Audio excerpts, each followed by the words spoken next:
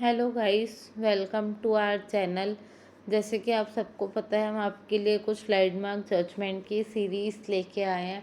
तो आज का जजमेंट बहुत ही ज़्यादा इम्पॉर्टेंट है। इस जजमेंट के बाद section 10 of Indian contract act में एक असेंशियल और ऐड किया गया। एज सच एज वो असेंशियल आपको बेयर एक्ट्स में नहीं आया, बट अब कॉन्ट्रैक्ट के टाइम पे वो बहुत ज़्यादा ज़रूरी रहता है। और स्पेशली जब आप किसी भी चीज़ की तैयारी कर रहे हो तो आपको वो केस लॉ और वो असेंशियल पता होना चाहिए।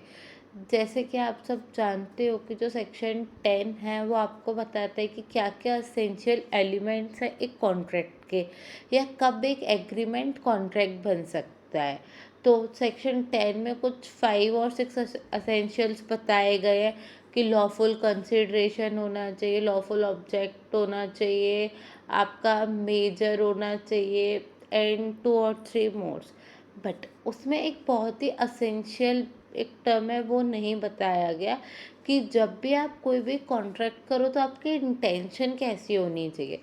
तो एक जजमेंट आया, उस जजमेंट में ये बोला गया बनवारी लाल का, जिसमें कोर्ट ने ये हेल्ड किया कि जब भी आप कॉन्ट्रैक्ट करोगे किसी के साथ भी, तो आपका एक लीगल इंटेंशन होना चाहिए। आप किसी के साथ normal as a social intention से आप कॉन्ट्रैक्ट नहीं कर सकते।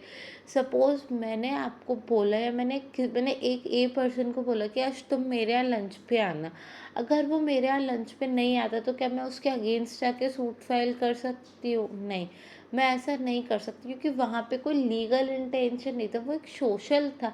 सिर्फ मैंने उसे ऐसा सोशली बोला था।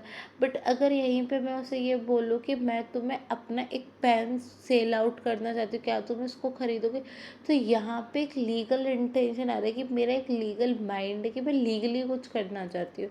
तो बस इस केस में कोर्ट ने यही बोला कि आप अगर किसी को सोशली कुछ बोल रहे हो, या सोशली किसी से कोई भी वर्ड बोल रहे हो, तो वो आपका ऐसा कॉन्ट्रैक्ट नहीं माना जाएगा। आपके पास उसके लिए एक लीगल टर्म होना चाहिए, पूरा लीगल।